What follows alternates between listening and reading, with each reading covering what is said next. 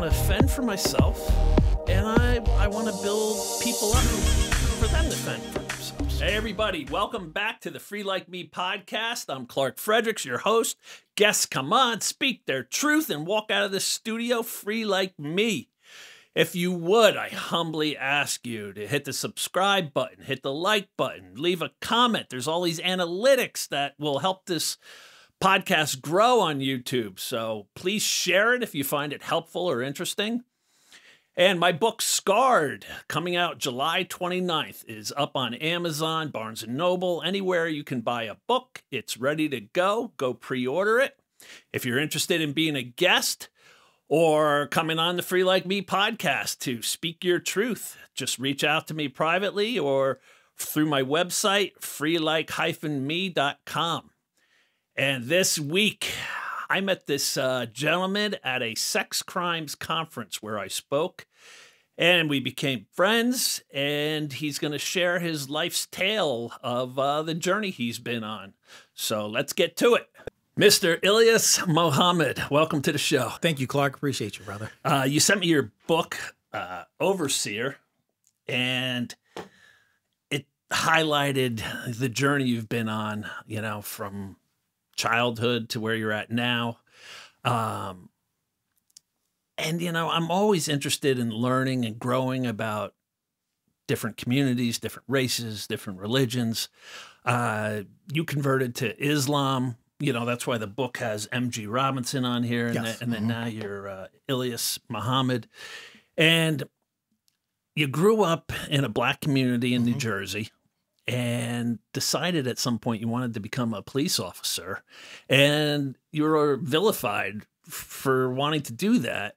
And you and I were just talking before the show, and I'm like, you know, you can't get change in anything by just standing on the sidelines and wagging a finger and cursing. And you know, you got to get you got to get some, Get your hands dirty. Yeah. Get your feet in the game and get running, you know. And, you know, I was able to do that by becoming an advocate after I got out of prison, and myself and the other advocates got the statute of limitations law changed in New Jersey.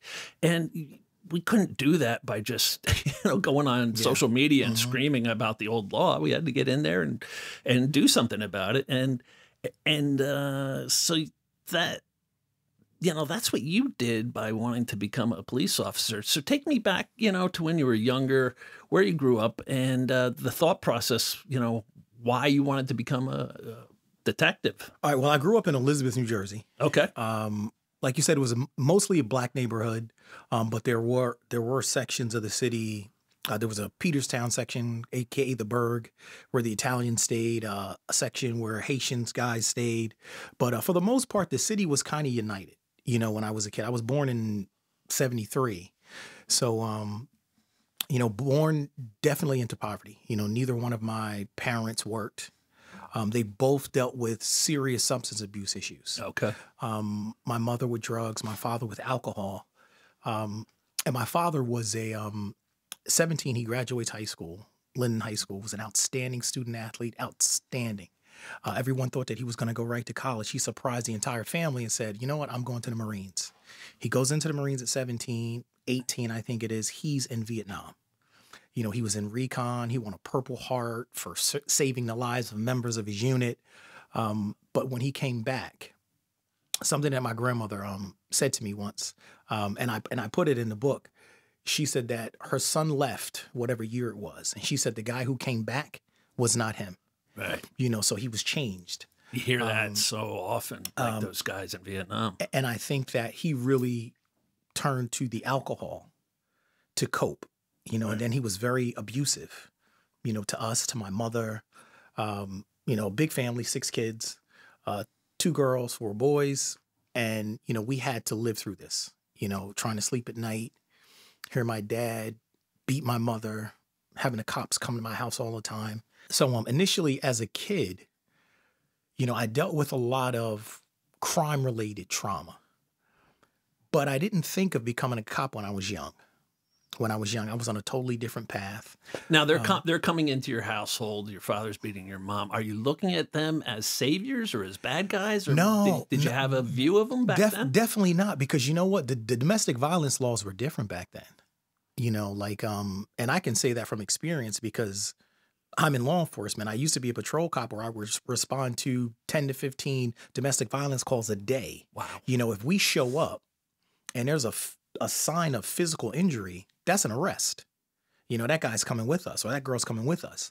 But I didn't understand it as a child. Like I just listened to my father beat the crap out of my mother. She's bleeding, and they would come and they'd talk to him and then they'd leave. You know, so I can remember not understanding that. You know, I could also remember praying that they took him away, you know, because it was so bad, you know, because we really, really were afraid of him. You know, I loved my dad.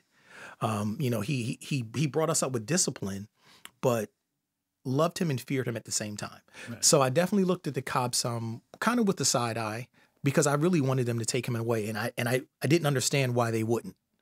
You hear that from parents, like when their kids hooked on heroin or some other drugs, you know, they get arrested. Now they can at least get a night's sleep, yes. you know, knowing where they're at. And that's probably what you were like. Absolutely. I just want some peace in this household for a night at least. But it didn't happen. It wasn't happening. I cannot remember one time when my father left in cuffs. Really? Yes. Wow. Yes. You know, so trying to. Sorry to. Are the responding? Can you recall? Are the responding officers white, Spanish, black? Usually, always white. Yeah. Yeah. When I was a kid, there weren't many black cops in Elizabeth. Like I could probably count them on one hand. Okay. You know, and Elizabeth is a big city. You know, but no, there weren't many black cops. There weren't many black cops. That's another thing that I talk about in the book, where, you know, I didn't have a law enforcement role model when I was a child, you know, to look at in my own city and say, hey, I want to be like this guy. You know, it wasn't until I became a teen that I was able to identify, oh, wow, it's a cop over there. This guy's black. But when I was a kid, we really didn't see that. You know, so I went through that. As a young man, I was involved in the music business. That was my goal. I got involved in that. I signed with a management company at like 12 or 13, got on a national TV show, Tommy the Apollo, when I was 13. Made tons of money from that, like royalty checks from all over. You know, it was amazing to be that young and, you know, and to have come from nothing. But once again, that substance abuse reared its head because, you know, me making all of this money and me seeing these checks with my name on it from different states, Colorado, California. I'm like, wow, this is awesome. You know, but then when it was time for me to go and get some of my money, it was gone. Right. You know, because I was a child. I couldn't manage my own money. My parents did. And like I said, they were dealing with substance abuse. So it was just so many things that that I had to try and get through, you know, just to survive my community.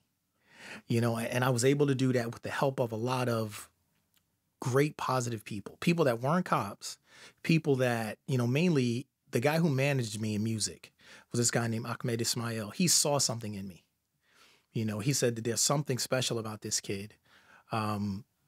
So he said that he wouldn't allow me to fail.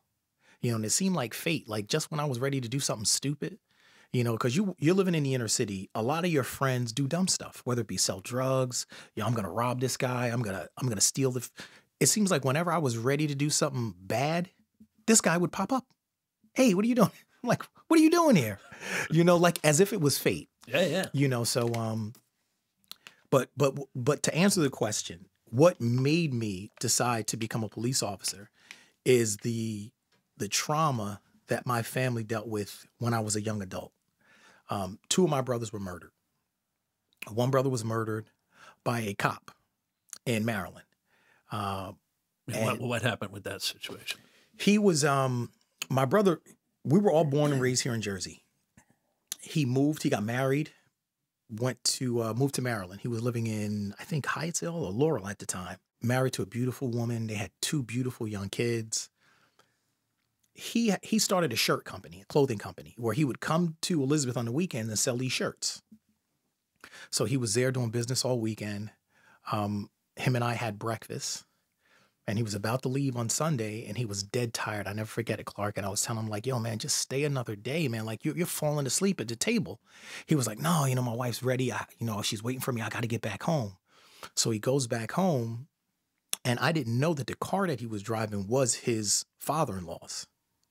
What I was told is that his father-in-law reported the car stolen. So when my brother got back into Maryland and he starts driving close to his complex that he lived in, the cop started to follow him, but never turned his sirens on. So he follows him all the way into the building. My brother jumps out of the car, and the building that they lived in, like, you had to walk down this vestibule to knock on the door because they lived on a ground floor apartment. So he runs in there. He doesn't have his keys, knocking on the door, telling his wife to open the door. The cop runs in after him, grabs him. So he's like, what are you doing? Hey, this car is stolen. He was like, what are you saying? I live here. Who are you? He's like, I live here. It's like, if my wife answers the door, she'll tell you exactly who I am. So it was a struggle between them. My brother pushed past him, went back outside to yell at the window, come open the door, come open the door. Cop comes out, tries to grab him again. And I tell people, a lot of people, when they hear the story about my brother, they think, well, why didn't he just listen to the cop? When the cop said, just stay here. But you don't understand what it's like as a grown man to have another grown man put their hands on you. Now me being somebody that's in law enforcement now, that's been in several violent encounters at work, I understand how heavy it is to have another man put his hands on you and tell you what you can and can't do, especially if you didn't break any laws. So my brother's pushing past him, and the cop takes his stick out. Can I just stop you for a second? Mm-hmm. Why did the father-in-law report the car stolen? I have no clue. Did he not know his daughter? Do you know what? I've never asked him. He's tried to reach out to me on like social media and stuff, and this is many years ago, and I never asked him. I never asked him about that. Of course, it made me very angry because I thought, like, what if he never, he had to know that his son-in-law had the car. Right. So long story short, the rest of the story we got from a neighbor who was watching from through their peephole once they heard the commotion. They look outside. They told us that cop took out his nightstick and struck my brother. That's my brother turned around. My brother was a professionally trained boxer, extremely nice with his hands. He hit the cop twice. The cop falls down. My brother turns around, starts knocking on the door again. Rashida, please open the door. Please open the door. Didn't go for the cop's gun, nothing like that. Cop gets up, sprays the OC spray. Why has she not opened the door by now? I don't know. I don't know. She definitely was in there. Okay. She had two kids, baby, and my older nephew might have been like 2. So the cop sprays the OC and it creates a cloud. Now this person says they can't see anything else, and then they just hear 2 gunshots. Shoots my brother twice in the chest. She opens the door. He falls at the foot of his wife and his 2 little children, and he dies right there. So like that created incredible trauma on my family. Like I couldn't even visit my family in Maryland for probably at least 2 years. There was like social activists and, there's going to be a trial. I wanted no part of that. Because inside I was so angry and so hurt. I didn't trust myself to be in the same room with the person that took the life of my brother. Was everything to me. Like everything I did, it was because he did it first. I became a rapper because he did it first. I played football because he did it first. Your older brother is like the coolest thing in the world to you. So that's what initially created that. The serious trauma that I had. And then a couple of years after that, another one of my brothers, my younger brother, was murdered. It wasn't by a cop. I believe that he was involved in some business that he shouldn't have been involved in, some illegal business. And it came back to haunt him. And, he was murdered. He was murdered by somebody that knew him. We got information from a girl he was dating that he talked to a person on the phone and said, all right, I'll meet you at this place. And then a couple hours later, the police come to this girl's house and say, hey, do you know this person? And he was killed. That was the last straw. Like I felt I felt helpless. I felt helpless. Clark, I've always been the type of person that's a protector. You know, from the time I was a little kid, if I was in school and somebody was bothering the poor kid that nobody wanted to be friends with, I was the guy who was going to jump up and say stop. Not because I was a big guy, because I was little. You know, but I just had that in me. Like I couldn't sit back and watch somebody get hurt. You know, and now here it is. You know, people that are closest to me are being taken away. You know, and I said, it kind of goes back to what me and you were talking about earlier. You know, I said, I'm going to change it myself. I'm going to become a cop, you know, and that's when I told my family, you know, at almost 30 years old, you know what, I'm going to become a police officer. And a lot of them were 100% against it. You know, that's when they started calling me a traitor. You know, how could you become a cop? A cop killed your brother, you know, as if all cops were like the cop who murdered my brother. Right. You know, so I definitely got a lot of backlash from them and even from friends, you know, would make jokes and stuff like that. But it really didn't bother me.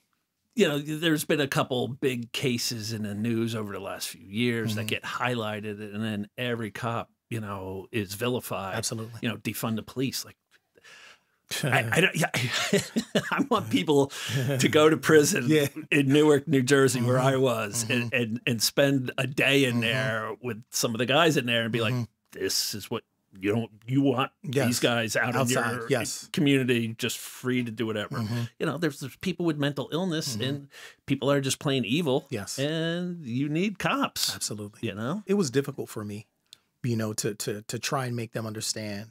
You know, I even had family members, you know, say stuff to me like, you know, well, what if you fail?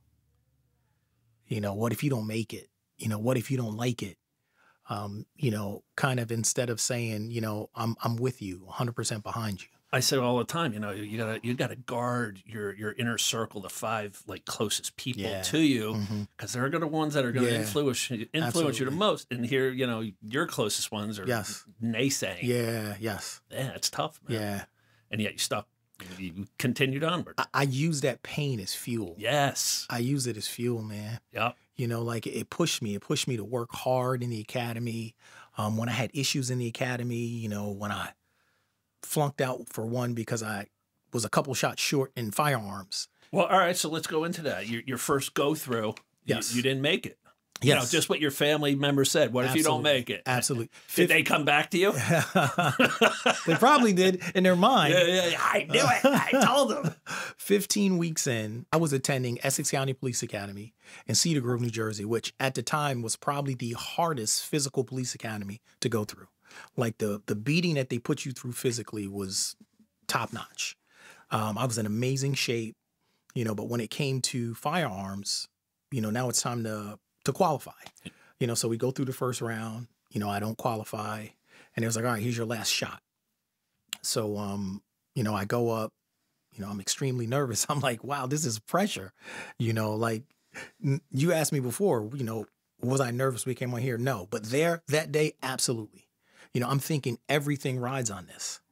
And here, I'm not somebody who grew up firing guns. It wasn't, first time I ever fired a gun was in the police academy. So I was 4 shots short, and the police director at that time for the police academy said to me, he said, pack your SHIT and get out. You know, so here I am, like, trying to deal with, like, wow, I failed. You know, I'm married, 3 little children.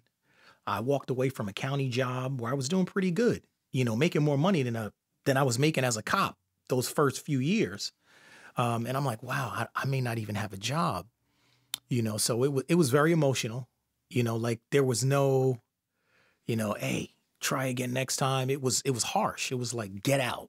Wow. I grew up in the country part of New Jersey, up in Sussex, and we grew up with a shotgun in my hand, deer hunting. Yes. And they would call it buck fever, where, you know, you get a deer with the antlers, big antlers, like, so you could go out and practice with your shotgun with a target, yes, you know, 30 yards away, 50, 100 yards away, you know, and be fine. And then all of a sudden that big antlered deer comes by It's and different. you just get buck fever and, you know, the shot sails over. I had buck fever. Yeah. So, I mean, people that are I had buck listening fever. to this, Yes. you know, hey, you know. Yeah, it was very difficult. Like I said, it wasn't something that I grew up doing. Yeah. You know, so Let alone if you're like, you're in a fight for your life with a suspect or something, Yeah. and you got to pull a gun out. You know, like that's buck fever Yeah. times 1,000. Yes, You yes. know?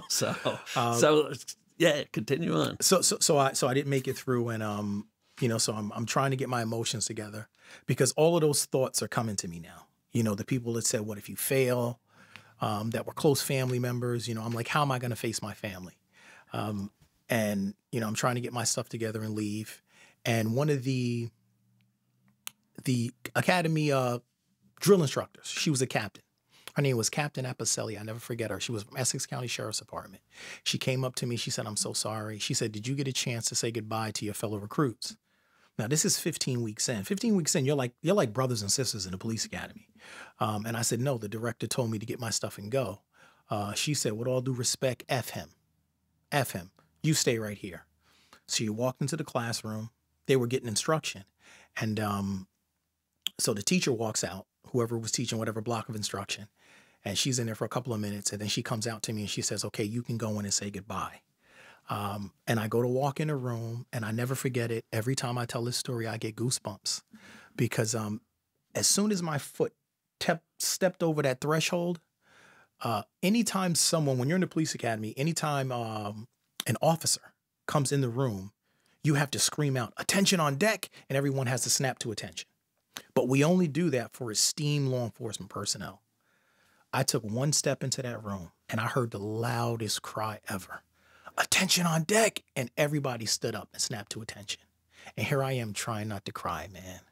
Like, and I'm looking at them, and I'm standing in front of the classroom, and then I see tears running down their eyes. So you know what I did? I cried like a baby.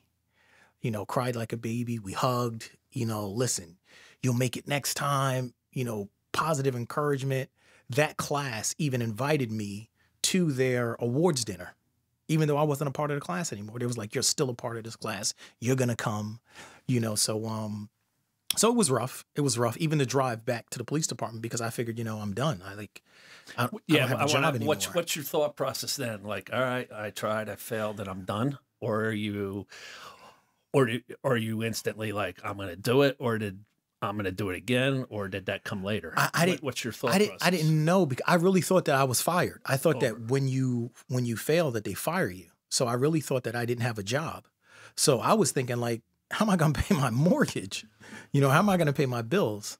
You know, so all the way home, to the police academy, from the police academy to the police department, I'm crying. You know, crying. I pull up at headquarters. I'm like, "Okay, you got to get your stuff together. You can't cry in front of these guys. You know, like, this is not the place." You know, so I get myself together. I walk into the building. I go upstairs to admin. And as soon as I come in the room, a sergeant and a captain come up to me and says, "We got you, brother." And they hugged me. And of course, I cried again, Clark. I cried again. All I'm hearing is you're a big crybaby. Yeah, I'm a crybaby. I am definitely a crybaby. You know, but they told me that the police director had already secured a spot for me in another academy, which started in July. Awesome. You know, so I knew I could breathe a breath of relief, like, okay, I still have a job. You know, so they told me that I would work at the police department for those 3 months until the next academy started, doing whatever. And I don't care if they would have asked me to scrub the floors. I was ready, because I looked at it like, wow, I have a second chance.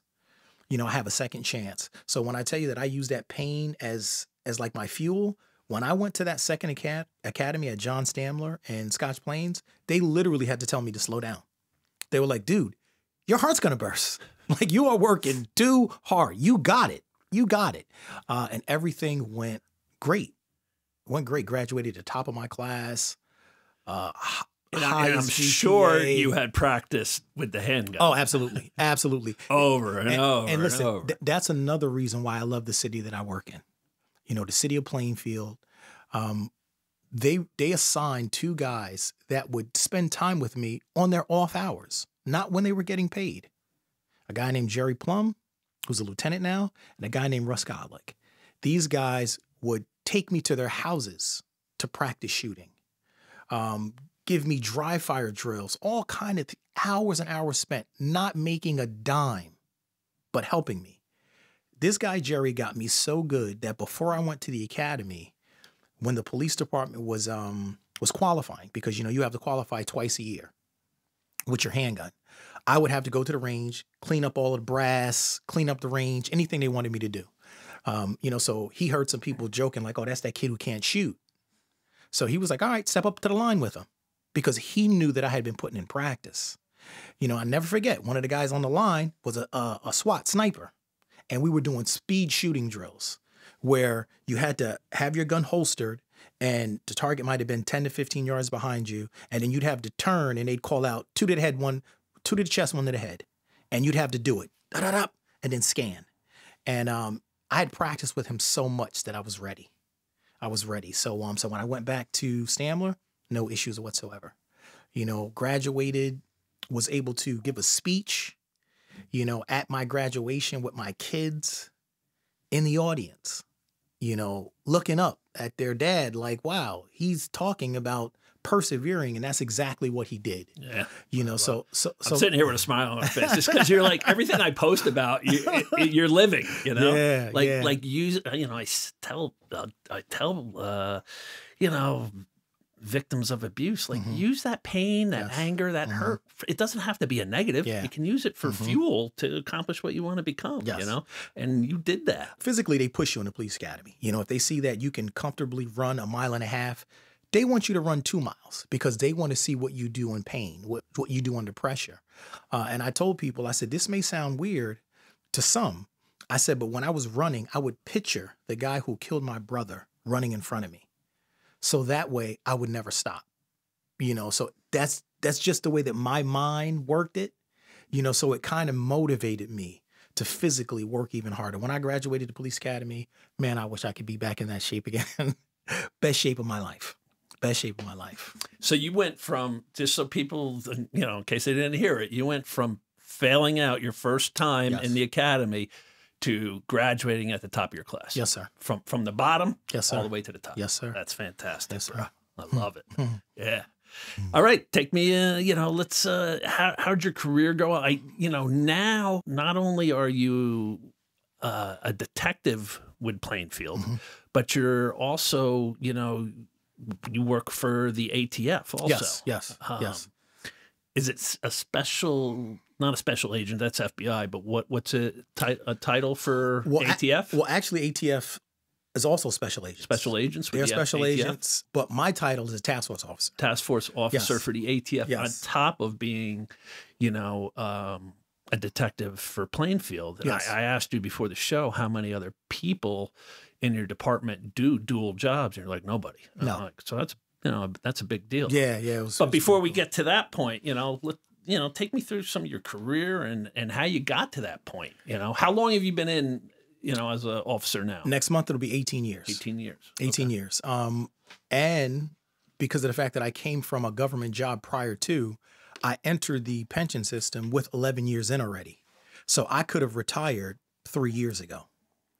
But I'm lucky enough and blessed enough to be in a position that I love.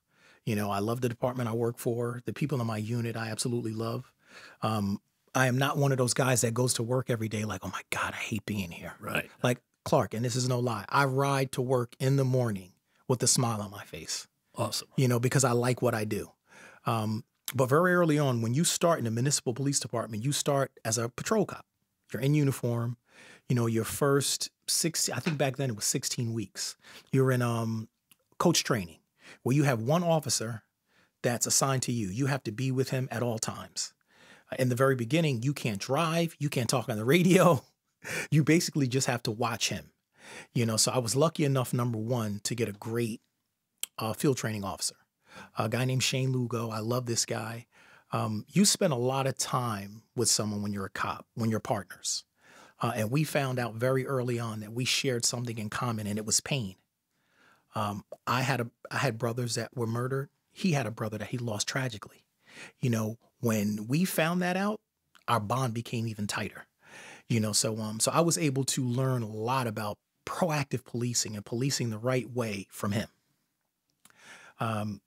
Going to a lot of those calls for service, I also told you that I teach in a police academy.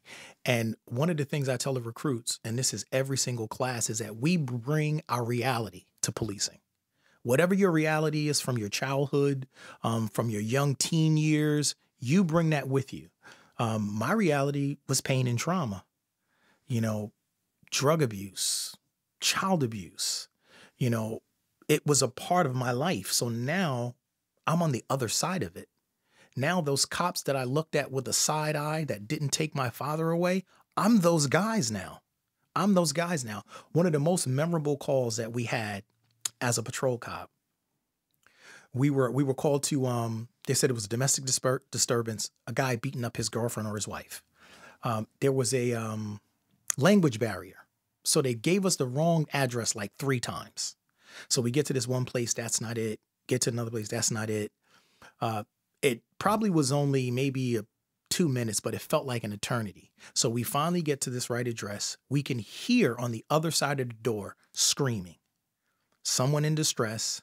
And then we heard, if you've ever heard or seen a body slam to the ground, it makes a very distinct sound. We heard that sound. So we knew someone was being hurt very badly. We breached the door. As we come in, this is what we see. A lady on the ground, covered in blood. Maybe about 4 to 5 feet away from her is a guy standing with a machete. Wow. You just said breach the door. In this circumstance where somebody on the other side of the door. We're going. You're not knocking and saying police. You're just, we give it one knock and we're going. Okay. We're going. Yeah. I've been in situations where I've seen other cops not be as quick to go in. But we were guys of like mind. We both had been affected by violence. We both were proactive. I tell people all the time, we didn't say one word to each other. We just moved together. Like, breach the door, we get inside, and we see the guy. And this is the part that a lot of people don't believe, especially in the climate that we live in now where you see so many police shootings. We didn't draw our guns.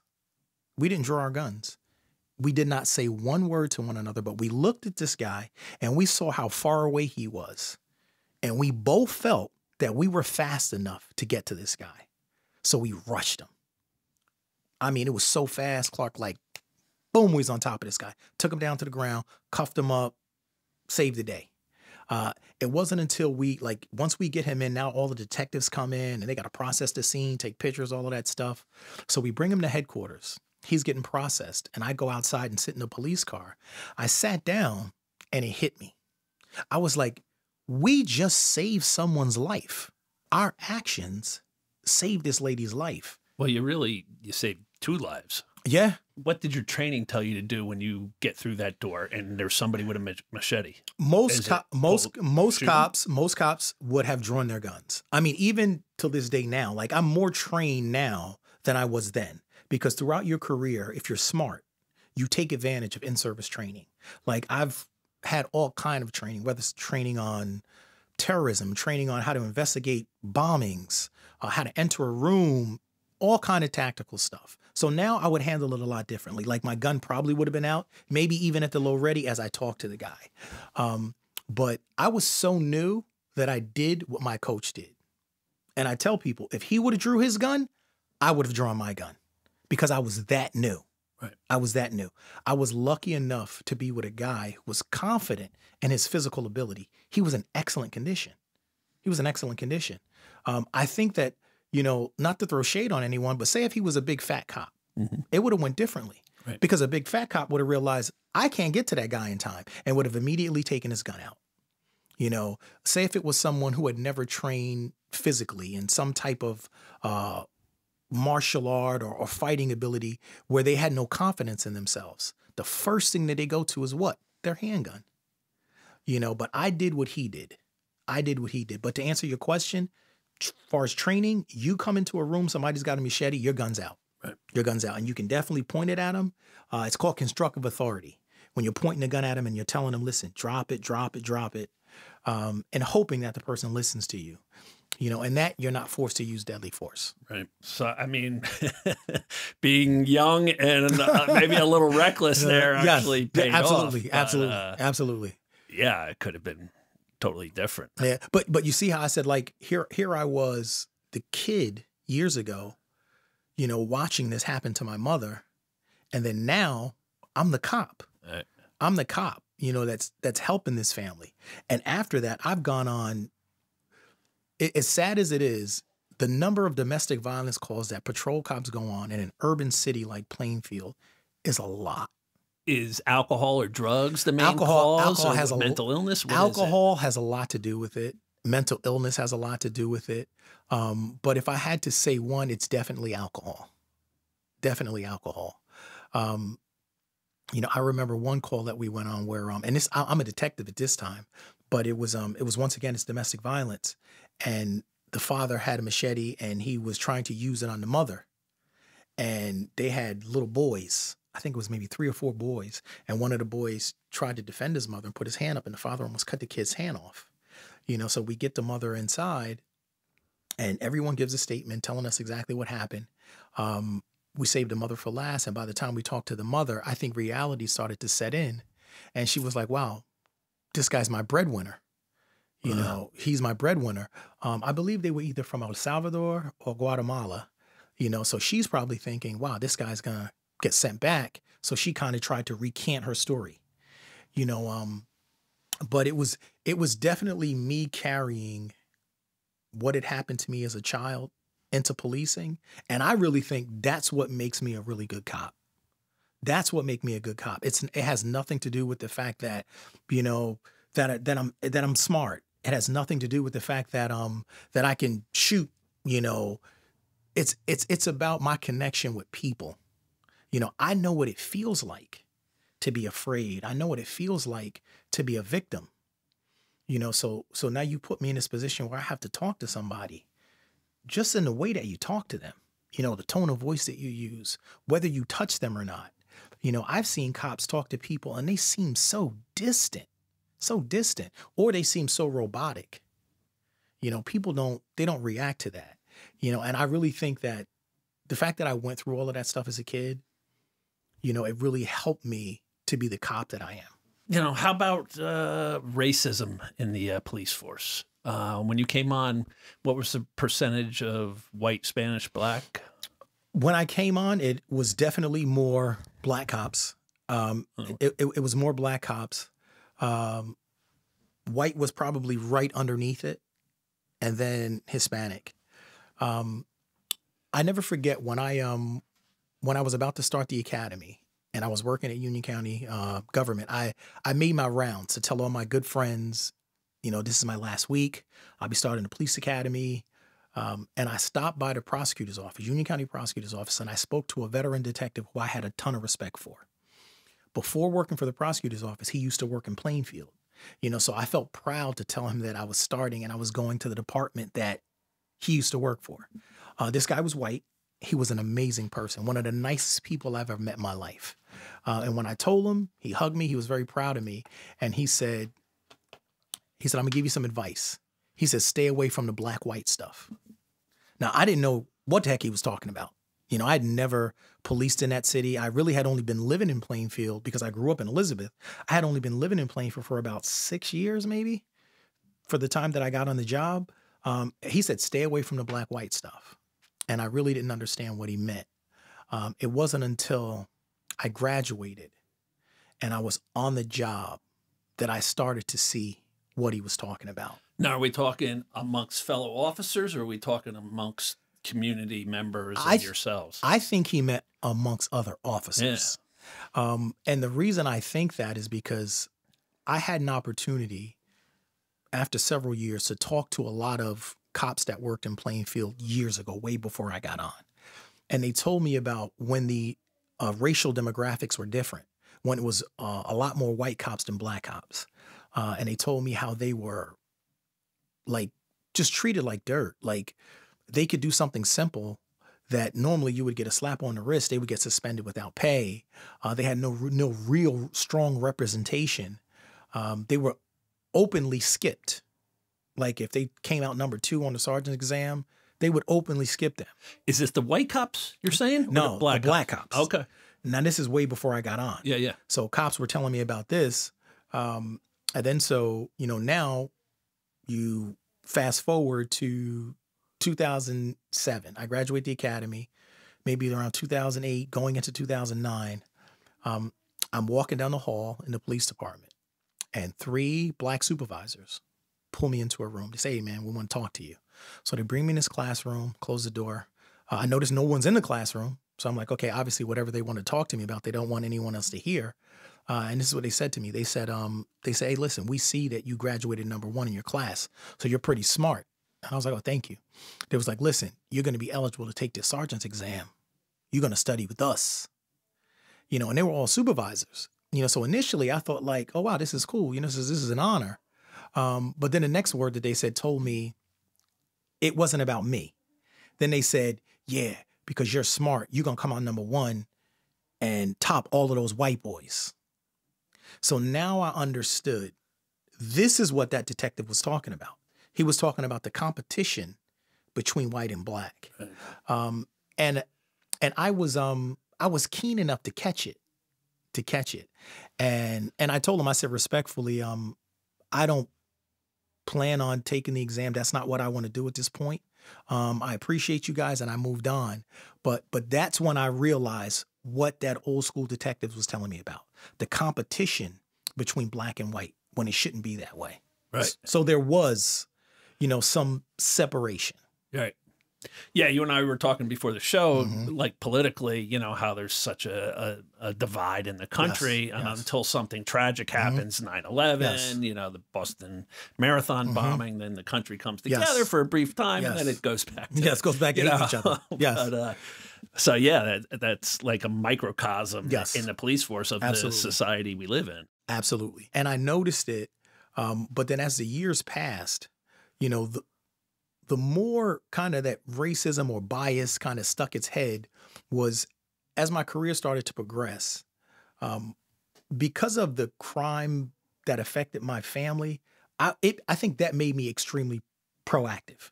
Like I wanted to lock up every drug dealer. I hated drugs because I saw my mother go through withdrawal. I saw it with my own eyes. I cried because I couldn't help her. Now here I'm in a position I can stop drug dealers. So I was trying to lock up everybody I could find. And, so you make a name for yourself. The people on the streets know who you are and the cops know who you are. And it just so happens that during those years, the most proactive cops were the white cops. At that time in my police department, the narcotics unit was the A-list. That's what you aspired to be. If you wanted to be a proactive cop, you wanted to get narcotics. Did their own raids, executed their own warrants, and most of the guys in narcotics were white, so they started to take a liking to me. They started to see like, wow, this kid Mohamed is killing the streets. He just got another gun last night. He just did this.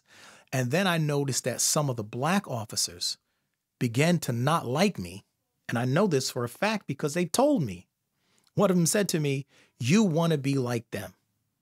You want to be like one of those white boys. But they didn't understand what I had gone through. They didn't understand it had absolutely nothing to do with color. Right. Nothing. I'm in a position where I can physically change things with my hands. That I could, for every shooting I stop, for every person that I catch with a gun, that's a person that won't get killed. That's a family that won't feel the pain that my family felt when we had to get that phone call. That's one of your brothers not Absolutely. getting killed. And that's the way that I look at it. But those officers, those black officers didn't realize that. They just saw me being proactive and they were saying, okay, you're trying to be like the white boys. Trying to be a little kiss ass. Exactly. Yeah. Exactly. So the racism bias definitely showed its head. Yeah, it goes both ways. Like I never experienced really where I grew up, it's predominantly white. And I didn't experience until I got locked up, and then you're in this pressure cooker, and the whites were the minority, but it was, it wasn't necessarily amongst the inmates, any bias or racism, Saw it in the guards? Yeah, with the guards. you know, guys that like would go to Southern State, Mhm. you know, all the way down south, Mhm. or Bayshore was the one. They'd be like, "Look, the white guys down there, they got the lightning bolt tattoos Yes, right on them." I've heard stories. It's like I've straight heard- out there. Yes, They're yes, promoting the, you yes. know, the Aryan Nation. Yes, you know? I've heard stories. And you know, then you know, guys at Northern were like, you know, watch out for that guard, you know, black guard. He's racist as hell. And you know, the guard I tried, like you tried to be your own thinker when these guys are saying that to you. I tried to be my own thinker. I had guys in the county jail say, if you're not racist now, you're going to be when you go to prison. Oh, wow. You know, straight up, like that's their mentality. I got the guard, the black guard who they said was racist to me. I missed lunch one day because, you know, if I got sent somewhere and, you know, if they shut down like at lunchtime so you can't move, you know, so they can concentrate on lunch. So I got stuck in the office I was at. And when I got back, I asked the guard, you know, the quote unquote racist guard, you know, hey, did anybody put a lunch tray aside for me? He's like, no. I'm like, I got beat on lunch. And he's like, and I start walking away. And he's like, hey, Fredericks, you got a second? I'm like, yeah, what's up? And he goes, now everybody's locked in their cells at this point. And he goes, you mind if I ask you what you're here for? And so I gave him a quick synopsis, you know, raped by my Boy Scout leader who happened to be a lieutenant in, you know, in your field. And, you know, I ended up murdering him 30 years later. And he's like, wow. He's like, wow. He goes, 5 years, huh? He goes, man. He goes, I see guys coming in here, you know, doing a lot longer than that. He goes, you got blessed. I'm like, yeah. And he goes, hey, I got 6 hard-boiled eggs from the officers' lunch for myself. Why don't you take 3 of them? I go, for real? He's like, yeah. So he gave me 3 of his hard-boiled eggs. You know, split his lunch with me. And this is the guy that this is the racist guy they're all telling me is racist. You know, so whatever judgment they were, you know, they were probably like the guys in the county telling me if you're not racist, you're going to be when you get down there. So if you go in with that mindset and you want to just look at everybody through those colored glasses, then that's what you're going to see. Yeah. But I tried not to do that. And, you know, here this guy, quote unquote racist, split his lunch with me. So I doubt if he was a true racist, he would have done that, you know? I tell you, when I first heard your story, like you said it briefly, you know, we were at the sex crimes conference and you were the keynote speaker. And I was floored, you know, heard you speak. I sat and I waited after you were done because I wanted to talk to you. I wanted to give you a hug, show you some love, show you how much I appreciated you sharing that with us. But then after I went home, you know, I told my family about it. I told my coworkers. For several days, I thought about it. And one of the things that I thought about was something that you kind of touched on. Like, I wondered if, because of the fact that you were in there for taking the life of an officer, not even considering what he did to you, the fact that he was an officer, I always wondered, like, did the officers know and did they treat you bad because of it? Well, obviously they just don't know if that guy must have just asked you, right? I guess. Yeah, no, I don't think they know. You know, same thing, you know, CRAF, you know, CRAF. Yes, yeah. I'm familiar with it. It's the receiving. Every county inmate goes to CRAF to get processed and then decide what prison you're going to go to. So it's just like a holding area. And man, they are brutal in there, tough as nails. And we had this, you know, one guy just threatening to just take people into the coat room out of the camera's, you know, eye and beat them silly. An officer or an inmate? Officer. Oh, wow. Wow. Like this guy just was nasty as hell. Yeah. The night before I shipped out to Northern, he comes to my cell. He throws a garbage bag in. He's like, Fredericks, you're leaving first thing in the morning. You know, pack up your stuff and bring it to my desk. And he went down to a couple other cells. And I was the last one in line to, you know, he's got to tag your bags, you know, where you're going and everything. So I'm the last one. And as I'm standing there, he goes, you know, same thing, you know, like they don't know what you're there for. And he goes, hey, Fredericks, you mind if I ask you what you're here for? So I told him, quick 30-second thing, same thing I told the other guy at Northern. And he leans back in his chair. His fingers are intertwined behind his head. And he's like, "That's all right by me, Fredericks. That's all right." And I said to him, I go, do you mind if I ask you why you asked me? You didn't ask the other 4 guys in front of me what they were here for? And he's like, "You're different. I can just tell you're different. Oh, wow. Those guys have been in and out here a couple times." He goes, "But I just wondered what you were here for." So, so the guy, he was literally like the nastiest guy in craft while I was there that I encountered, and yet here he let his guard down for a second, So, so now they don't know. Oh, okay. Yeah. Yeah, that was definitely one of the things that I thought about. I wondered, if that was the case. I asked I had 3 years parole when I got out. And my first parole officer was a female, and she went on maternity leave. And the next guy that came on, I said to him, I go, "Do you know, my crime, like the exact nature of it, or do you just know that I committed murder?" He's like, "No, I know your whole story." I said, "Okay." So those guys knew, but yeah, the corrections officers didn't. I think another reason, well, I don't think, I'm sure, another reason that it touched me so much is because in the new book, I talk about something that I've never spoke about before. I talk about a family member of mine, an uncle who I found out was a pedophile, who was molesting children. And so as my relative is telling me this, like my emotions are all over the place because I'm like, wow, I've been around this. Like, he's my uncle, my blood uncle. I've been around him several times. I'm like, wow, what's going on? And I'm an adult. I'm not a cop yet, but I'm an adult, early 20s. And then they tell me that he did that he molested some of the people in my family, and I lost it. I lost it. Like, I started to cry. I was angry. I couldn't believe that they still allowed him to be around the family. Right. And then the next time that I saw him was at my youngest brother's high school graduation. And he shows up. Now I know. Now my mother knows I know. His other sister knows that I know. So they see me looking at him. And so my mother tries to cut me off. And I'm a very, like, if I say something, it's thought of. I don't waste words. If I say something, you can take it to the bank. So I looked at him and I literally wanted to kill him. So I said it to him because I'm holding my child. My child's 2 years old. And he says hi to me. And I'm looking at my child and I'm like, and I told him, I was like, if I ever see you looking at my children or any other children in this family, I said, I'm going to take your life, and I meant it. And then it was a kind of like a interaction between us. But he kind of backed away.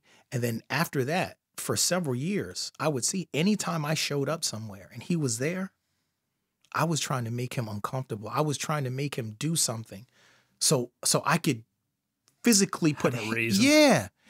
So it was just very, very rough to deal with. Very rough to deal with. So and that was one of the reasons that, like I said, when I heard your story, it floored me. It floored me, like, literally, to where days and weeks after, I still was telling people about it. Still telling people about it. And I've said it to you in person. I've said it to you over the phone. The strength that you have, that you exhibit to share, what you went through, and then open up an opportunity like this for other people to share. It's a blessing, man. I appreciate you, brother. Yeah. I appreciate you. You reached out to me, I think, through Instagram after the sex crimes thing. Yeah. And, I remember you coming up to give me a hug. Yeah. At the thing. And when you speak your truth, you never know who you'll have an impact on. You had trauma's trauma, like, and it can affect us in, many different ways, and we got to harness that pain and anger, and then we can do something with it. If we don't harness it, and it just runs wild in our being. Yes. It'll destroy us. Are your parents still alive? No, my father passed before I became a cop. He died of cancer, and my mother died of cancer 2 years ago, 2023. So she did get a chance to watch me graduate. She got a chance to see me in uniform, to come to my job, to tell people, anybody she would meet. I don't care if she was in the supermarket. She'd strike up a conversation with you just so she could tell people that her son was a cop. My mother was very, very proud. So that meant the world. So from naysayers in the family in the beginning, yes, to now, absolutely, everybody's proud of you. Yes, yeah, yeah. Both parents getting cancer. Yeah, that's a strange occurrence. Yeah, yeah. So tell me, so we can, take me into where you're at with your career now. Like, so you got promoted to detective? Yes. I got promoted to detective when I was in the narcotics unit. So I told you how the narcotics unit was the A list, so from patrol, I went to the street crimes gang unit. While I was in the gang unit, I was there for 3 years. While I was in the gang unit, I had an opportunity to do my first on loan situation to a federal agency. There was, it was the FBI, the Homeland Security, state police, Union County prosecutors, and the AG's office. They would put together a task force because MS-13, the criminal gang, was operating in our city. And when I say operating, I'm talking about murder, rape, extortion of business owners, all kind of stuff. Things that go on beneath the surface, that people would come into the city every day and have no clue that these gangs were operating like this. So I was the only person on the whole task force from Plainfield. So we had an opportunity to, one occasion, we stopped a murder. It was a Title IX investigation. So we do wiretaps, so you're listening to phone calls. And we had information where they were coming up from Maryland, some of the gang members, to do a hit in New Jersey. We knew what kind of car they had, so I was part of the team. TAC vest, M4, found the car, located it in the middle of the night, hopped out on these dudes, locked all of those guys up. Those actions stopped the murder. So it was investigations like that continued to create that name for myself in law enforcement. So it was just pretty much a regular transition for me to go right into narcotics. Were you able to ever get through to like a gangbanger? Absolutely. Yeah. Absolutely. Like the transition in my career, it's amazing, man. Like we were talking earlier about the human experience. When I first came on, I was like a starving dog, chasing crime. I was a grunt. Let's get it. Let's knock the door down. I don't care if they got guns on the other side. I'm coming. But as time went on, I started to really understand how the game worked. I started to understand people more. And I noticed what's motivating them. Absolutely. To do what they're doing. When you understand someone, you understand the condition that creates them. It makes you look at them different. When I'm a new cop, when you get out the police academy and you work in an urban city, you go from in the academy, them telling you the people that you gonna have to lock up, they're pieces of ish, all kind of stuff like that. You get around the veteran cops and they tell you the same thing. You take that mentality, oh, they're pieces of ish. They're doing it. They're criminals. We're going to lock them up. We're going to do this to them. You don't really take time to look at their situation. So a couple of years in, that's when I started to do it. I started to understand what created their situation. And I went from having situations where gang members hated and feared me, to the other day, I'm walking out of a barbershop. I'm walking out of a barbershop. And I hear a voice and behind me says, "You ain't all that." I didn't even have to turn around. I recognized the voice. I said the kid's nickname, walked up, hugged him. He's a G-Shine blood. Hug. Yo, it's good to see you, brother. You looking good. He says to me, "Yo, I love you." Every single time this kid sees me, he tells me he loves me. I met him when he was probably 14 years old. He's probably 30 something now. The relationship went from me against like us against adversaries. them. Absolutely. Adversaries to every single time this guy sees me. It's like, I love you, brother. I love you. I've had people tell me, thank you. Like your arrest made me change. So my career definitely has come full circle. I ask you that because one of my, road dogs in prison was a high-ranking blood gang member I met in Bible study. Oh, wow. And we just, we sat next to each other. We just had a vibe. And when I left, I gave him my Bible. And I wrote in my Bible what I was there for and my circumstance. And I left my address. And he wrote me a couple weeks later, I get a letter, and he was raped and abused by 2 family members. Wow. And he's like, Clark, I'm not using it as an excuse. He goes, I became the most violent street thug out there. His nickname on the street was Bloodsport. And he's like, when you've had this type of horror happen to you in the inner city, he's like, you just lash out violently. Yeah, absolutely. And wow. And the dude's doing life.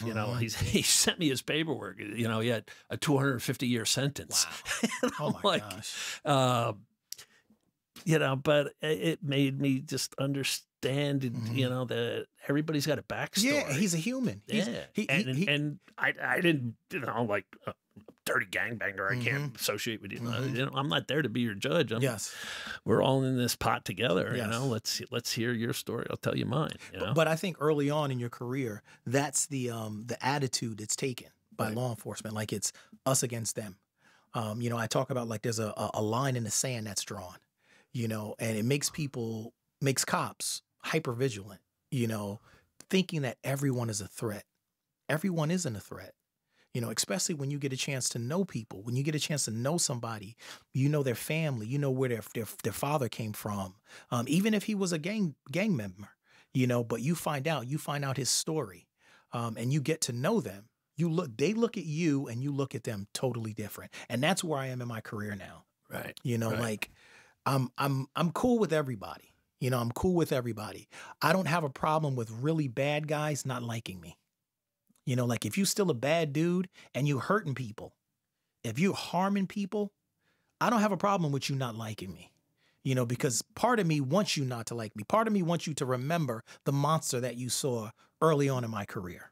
But for the regular people in my city, I got nothing but love for the people in my city. And I try to now, being in a position where I teach at the police academy, I'm teaching the next line of officers. That's my message. My message is that you are a member of the community that you police. Right. You're not a robot. Right. You don't have to follow what these other guys tell you. You make up your own mind on how you're going to be nice and treat people well. That gets you so much more than you just being a hard ass. Yeah.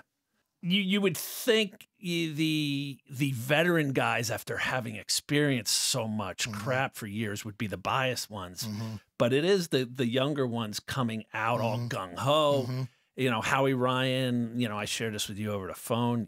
Howie Ryan's the lieutenant of the state police who arrested me. And he came out of the holding cell and, was like, hey, we got to get Fredericks an ambulance. He's got a bad wound. And the younger new guys were all like, screw him. Let him sit there and suffer a little. He killed a cop. And he's like, no, that's not how we do things around here.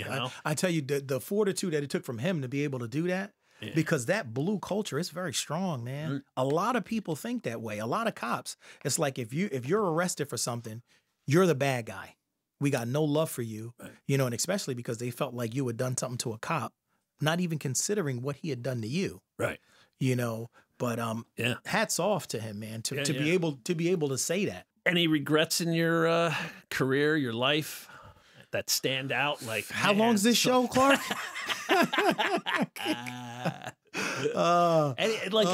Is there something that just gnaws at you every now and then that career-wise? There was a stop that I did when I was in a gang unit, right? When you're in a street crime gangs unit or a narcotics unit in the inner city, 90% of the people that you deal with are bad guys. Like, you're not dealing with the regular citizens. You're dealing with the bad guys. You get so accustomed to dealing with bad guys. Me and my partner pull over a car. It was for a motor vehicle infraction. I really just wanted to give the lady a warning because I really wasn't into writing people tickets. I knew what it felt like to get a ticket before I was a cop, so I didn't like writing people tickets. So I just wanted to give this woman a warning. We go to pull a car over. She's not stopping. I'm lighting her up. She just keep going. I'm like, what's going on? I'm like, maybe this is more than, so now those feelers start going off. Oh, maybe she is a bad person. So ultimately she's not stopping. It turns into almost like a car pursuit. Get her to pull over. She pulls over right in front of the library. It's 3 o'clock in the afternoon. Tons of kids out there because everybody had just got out of school. The high school is down the street from the library. I come up to the window. I'm like, license and registration. You didn't see us trying to pull you over. She was like, you're not the cops. I'm not talking to you. She didn't believe that we were the police. The way that we were dressed, we had these long sleeve t-shirts on. It said police here, police across here, had a big badge on my neck chain, had a tack vest on. So I'm like, ma'am, we're the cops. We are the cops. We're the police. She kept saying, I'm not opening this window. You're not the police. I turn around, show her my gun. I'm like, ma'am, we're the cops. Open this window or I'm going to have to force it open. So she's saying, I'm not opening. I'm not opening. As this is going on, the kids are watching from the side. So they start clowning me. So now, oh, she's not listening to you. My ego's affected. So now I'm worse. Now if I was here, now I'm here. So now I start yelling at this lady. Open this effing window. I'm going to break this glass. So she says, I'm calling the police. I'm like, I am the damn police. So she calls 911. All right. She gets our dispatchers, and obviously we had called the stop out. So she was like, ma'am, those are the cops. You should open the door. So she opens the door, grab her by her wrist, pull her out the car, lock her up for obstruction. I get into headquarters. I put her in the holding area where we bring the people at. It's small, maybe 10 by 8. There was another arrestee in there, a guy, frequent flyer, drugs, scratching, looking all crazy. And I looked at this woman and she was petrified. Petrified. Come to find out this lady was an executive for Comcast. Never broken a law in her life. She was petrified. At that moment, I regretted it. Right. I was like, why did I lock this lady up? Right. Why didn't I just give her a warning? It wasn't until later that I realized it was because of my ego, because my ego was affected. So when it came to court, I went up to the judge and I told the judge, I said, dismiss all these charges. I said, I was 100% wrong for locking this lady up. I said, 100% wrong. If I need to get in trouble, so be it. Dismiss all her charges. So they did that. Clark, it bothered me so much that when I would drive to work, I would have to drive by the area where we made the stop. I would physically feel it in my stomach every time I drove by anxiety. There. Yes, because I felt so bad. Did you ever have words with her Absolutely. at the court? Absolutely. I had words with her at the court. I never forget because her boyfriend was with her. And he tried to be tough. And at that time, I was extremely confrontational. I'm a good fighter. So I'm like, if you want to go there, we can go. But I had totally turned everything off. Like he was looking at me as if he wanted to fight. And I told her, I said, listen, you can call me all the names in the book. I deserve it. I said, I never should have arrested you. I said, I'm so sorry. I waited about maybe a few months and I went to her house. I kept trying to get her, couldn't get her. So one day I ring the ring bell. So she answers and she was like, I tell her who I am. She was like, I know who you are. I said, listen, I said, I just wanted to give you something. It was a gold card with my name on it. I said, anytime you get stopped in this city, I said, you pull this over. I said, if you have any problems with a cop, you call me. I said, I don't care what time it is. I will come there. And I gave it to her. I left it in her mailbox. That's the thing, one of the things that I regret most in my career is that even though I think in hindsight, it was a teaching moment for me. Yeah. It made me understand that your ego's like a monster. Like if you don't control it, it makes you do dumb things. In my situation, it was locking up someone who shouldn't have been arrested. In other cops, it may be beating somebody, shooting somebody, when you really shouldn't do it. But because your ego's affected, you do that. So that's definitely one of the things that one of your regrets that you look regrets. Back on. How about life lessons? My career taught me so much. You know, like I learn every single day. 18 years in, I'm at the peak of my career, considered an expert in several different disciplines in law enforcement, teaching the police academy, all kind of things. And I learn every single day. So my life lesson is, and this is the life lesson that I share with the recruits. If you want to be good in anything, to become a good, effective police officer, it's not being the best shot. It's not being the best fighter. You know, it's not being the most fluent in 2C criminal statutes. It's mastering people. People. Figure out what makes people tick, what makes them happy, what makes them sad. Be soft enough to pay attention to people. You know, that you don't have to be that robot. When I was in the police academy, they trained cops differently. They trained us to be robots. Right. You know, they wanted everyone to be the same, and you had to be here, and, you know, you and I talked. It was like black and white. I live in the gray, man. Yes. That's where I live, Clark. Brother. Yes. I live in the gray. And that's where I try to tell officers, that's what will make you good if you live in the gray. I feel, you know, you and I, you said to me before we started, like, man, am I going to be able to fill up an hour? Well, we are way past that. Oh, wow. And I feel like we're just getting started. Yeah, I might have to have, I had a retired NYPD officer on a week ago. He hasn't aired yet, but he called me up a couple days or texted me and said, man, I had so much fun. I want to come back on. Yes, so I feel like I might have to have you back on. Hey, listen, man, I'm just a phone call away, brother. Yeah. That's it. That's it. Open-minded people, you know, not fitting into their segment they're supposed to be in. And, you know, I'm trying to, you know, grow. You know, you said learning on a daily basis. That's growing. You know, Yes. I'm trying to grow on a daily basis myself and educate myself and just, you know, feel different people's journeys and experience it with them and keep learning and growing myself on a regular basis. So I'm honored you came in. Thank you for being here. Hey, thank you, man. I'm honored that you asked me. It really meant a lot to me. Yeah. And you're going to see if you can get to my big speech in Atlantic City for the prosecutors. There's no if. I'm there. I'm there. You're gonna pull some yes, strings. No doubt. I'll pull some strings. I'll be there, brother. All right. Thanks for being here. You got it. You got it.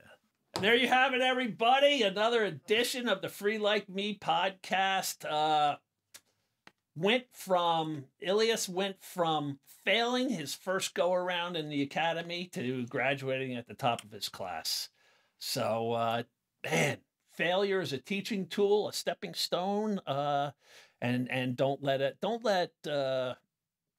failure derail you. You know, it's part of the process. So, go for your dreams. Peace.